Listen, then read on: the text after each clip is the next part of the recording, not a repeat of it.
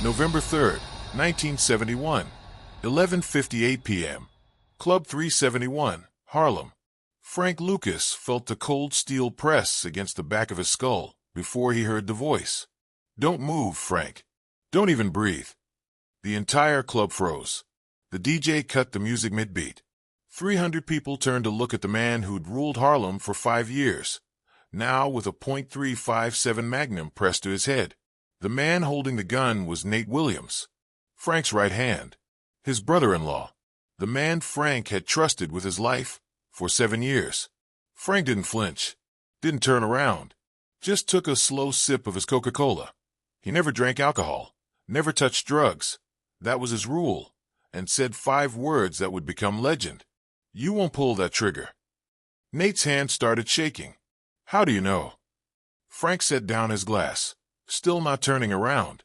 "Because 3 weeks ago, I unloaded your gun."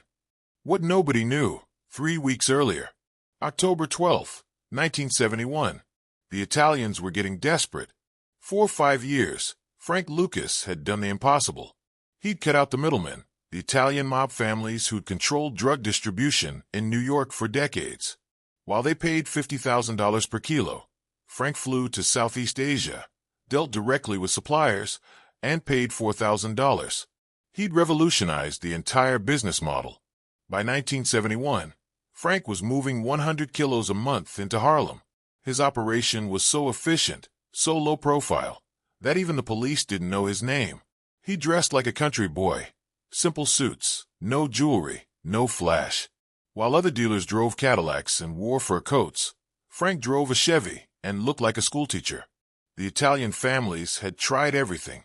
They'd sent soldiers. Frank's security system was better. They tried bribing cops. Frank's cops were more loyal. They'd even attempted to cut a supply line. Frank had 3 backup routes. So they did what desperate men always do. They went after his family. Nate Williams had married Frank's cousin, Teresa, in 1969. He'd been a good kid from 116th Street, smart, loyal, ambitious.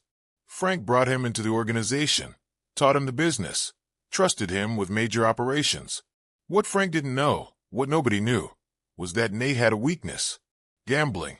By October 1971, Nate owed $85,000 to a Genovese family loan shark named Tommy Delacroce. Tommy saw an opportunity. October 12th, 2:30 a.m. Warehouse in Red Hook, Brooklyn. Nate was brought to a meat processing plant. Tommy was waiting with 2 other men and a baseball bat. $85,000, Nate. With interest, it's now 100. You got it. Nate's hands were shaking. "I need more time." Tommy walked slowly around him. "Time? You've had 6 months. You know what happens when people don't pay in my world." He nodded to one of the men, who swung the bat into Nate's ribs. Nate collapsed, gasping. "But I'm a reasonable man," Tommy continued. "I'm willing to forgive the entire debt. All 100,000. Gone. Like magic." "What do you want?" Nate gasped. "Frank Lucas. Dead. You set it up. Make it look natural. And you walk away clean. Rich even. We'll throw in 50,000 cash on top of clearing your debt." Nate stayed on the ground, blood in his mouth, mind racing. $150,000. His life. His family's safety. How? Nate whispered. What Nate didn't know. Frank Lucas knew everything. Frank didn't survive by being ruthless. He survived by being 3 steps ahead. He had informants everywhere: cab drivers, bartenders, street cleaners, the people nobody noticed. One of those people was a janitor named Jimmy, who cleaned Tommy Delacroce's social club every morning. Jimmy had heard Tommy and his crew planning the approach to Nate. Within 2 hours, Jimmy was in Frank's office in Harlem. "They're going after your boy Nate," Jimmy said. "Gambling debts. They're going to flip him." Frank sat in silence for a long moment. Nate, his cousin's husband, a good kid who'd made bad choices. Most men would have killed Nate immediately, eliminate the threat. But Frank Lucas wasn't most men. He'd learned something in the military, something that served him better than violence. Every crisis is an opportunity. "How much does Nate owe?" Frank asked. 85,000. They're saying 100 with interest." Frank opened his safe, counted out $120,000 in cash, and handed it to Jimmy. Pay off Nate's debt. All of it. But don't tell Nate it's from me. Make it look like the debt just disappeared. Like maybe someone made a mistake in the books. Jimmy was confused. Boss, if you pay his debt, he's got no reason to betray you. Exactly. But the Italians will just find another way. Frank smiled. Let them try. Phase 2, the test. Frank didn't confront Nate. He didn't warn him. He did something far more strategic. He watched. Over the next 3 weeks, Frank observed Nate carefully. He saw Nate get the call from Tommy, saw the relief on Nate's face when Tommy said the debt was forgiven, saw Nate agree to the hit. Frank watched Nate struggle with the decision, watched him drink more, sleep less, avoid eye contact, watched a good man wrestle with an impossible choice. And Frank made a decision. He wouldn't kill Nate. He'd teach him. October 28th, 1971. Frank's office. Frank called in his weapons specialist, a Vietnam veteran named Doc Harris, who'd served with Frank overseas. Doc, I need a favor. I need you to unload someone's gun without them knowing. Doc raised an eyebrow. You want me to remove the bullets? All of them.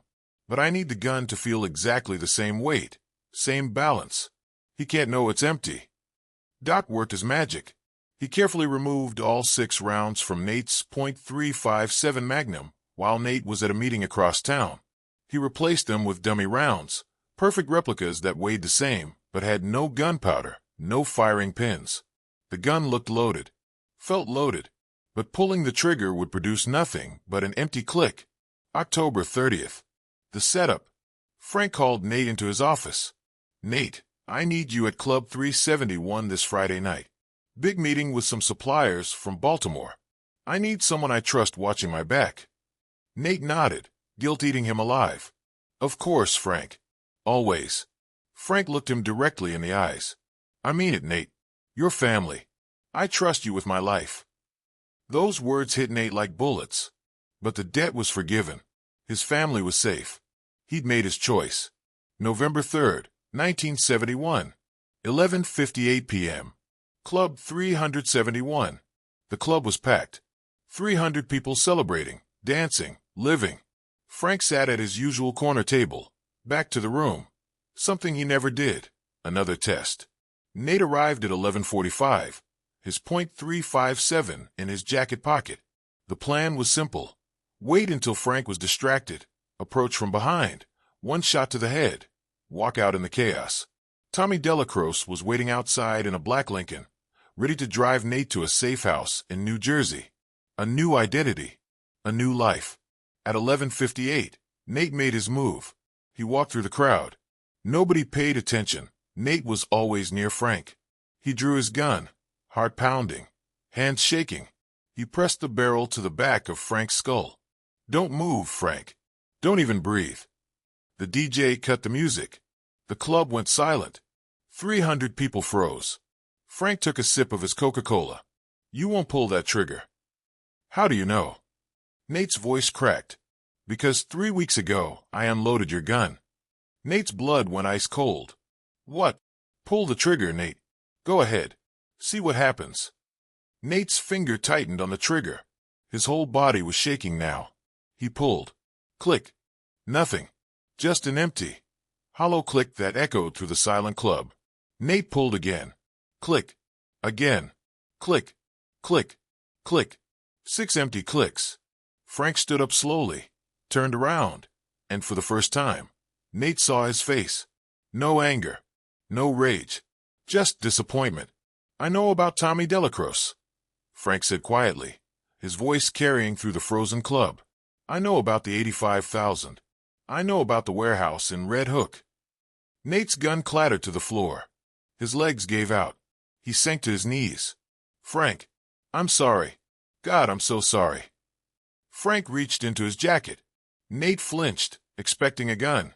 Instead, Frank pulled out an envelope and dropped it on the floor in front of Nate. Open it. With shaking hands, Nate opened the envelope. Inside was a receipt from Tommy Delacroce loan operation.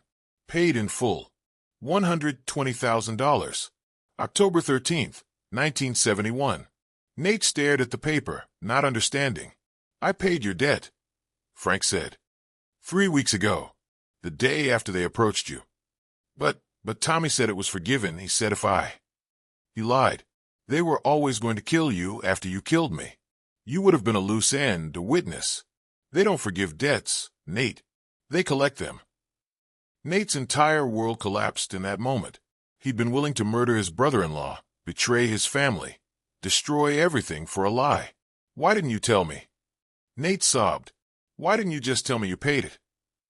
Frank crouched down to Nate's level. Because I needed to know. Know what?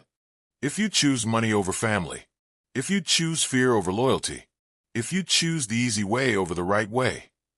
Frank stood back up, addressed the entire club. His voice was calm but absolute. Let me tell you all something. The Italians think they can break us. They think they can buy us, threaten us, turn us against each other. They think because we're black, because we're from Harlem, we don't have honor. They're wrong. He looked down at Nate. This man made a mistake. He got scared. He made a bad choice. But here's the difference between us and them. We forgive. We teach. We don't just destroy. Frank pulled Nate to his feet. You're going to leave New York tonight. Take Teresa, take your kids, and go. I've got a friend in North Carolina who'll give you a job, a fresh start. You'll work construction, live clean, raise your family right. Frank, I don't deserve. No, you don't. But Teresa deserves a husband, and your kids deserve a father. So you're going to take this second chance, and you're going to earn it. Understand? Nate nodded, tears streaming. I'll never forget this. Never. Yes, you will, Frank said softly. That's the point. Forget about this life. Forget about debts and guns and fear. Go be a father. That's your job now. Frank's security escorted Nate out. The club remained silent. Then Frank turned to face everyone. One more thing. Tomorrow morning, Tommy Delacroce is going to find an envelope on his desk. Inside will be every dollar he's loaned out in the past year, paid in full, plus 20% interest, and a note that says, Harlem takes care of its own. Stay out. He picked up his Coca-Cola. The Italians play games with fear. We don't need to. We have something better. We have each other. And that's why they'll never beat us. The DJ started the music back up. Slowly, conversation resumed. Within minutes, it was as if nothing had happened. Except everything had happened. The aftermath. By morning, the story had spread through every borough. Frank Lucas had let a traitor put a gun to his head, knowing the gun was empty, just to prove a point. Tommy Delacroce found the envelope on his desk at 8 a.m.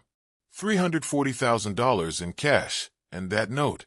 He called an emergency meeting with the Genovese family. We can't beat this guy, Tommy said. We tried to flip his own family. He knew about it, paid the debt, unloaded the gun, and made us look like amateurs. What do you want to do? Send more men. The decision was unanimous. Leave Frank Lucas alone. Nate Williams moved to Charlotte, North Carolina. He worked construction for 15 years, raised 3 kids, never touched gambling again. He died in 1989, a respected member of his church community. He never told anyone about that night in Club 371. Frank Lucas continued operating for 3 more years until Detective Richie Roberts finally brought him down in 1975. Not through violence, not through betrayal, but through good police work and Frank's own cooperation. The lesson. That night at Club 371 taught Harlem something crucial. Power isn't about who's willing to kill. It's about who's wise enough not to. Frank Lucas could have killed Nate the moment he heard about the plot. Most men would have. But Frank understood something deeper. Every act of mercy is an investment in loyalty. Every moment of teaching is worth more than a moment of revenge. The Italians ruled through fear. Frank ruled through respect. And in the end, respect always wins because fear makes enemies, but respect makes family. Epilogue. Years later, after Frank was released from prison, a reporter asked him about that night. Mr. Lucas, how did you know Nate wouldn't have a backup plan? How did you know there weren't bullets in another gun? Frank smiled. I didn't. But I knew Nate. I knew he was a good kid who made a bad choice. And I knew that if I was wrong, if there was another gun, At least I die proving that some men deserve a second chance. That's a hell of a risk. Yeah, Frank said. But that's the difference between being powerful and being respected. Power is about what you can do to people. Respect is about what you're willing to risk for them. If this story of strategy, mercy, and power in the face of betrayal inspired you, hit that subscribe button. Drop a like if you understand that real strength isn't about pulling triggers. It's about knowing when not to. Share this with someone who needs to hear that even in the darkest moments, there's always a choice between revenge and redemption. Comment below. What would you have done in Frank's position? Would you have trusted that gun was empty?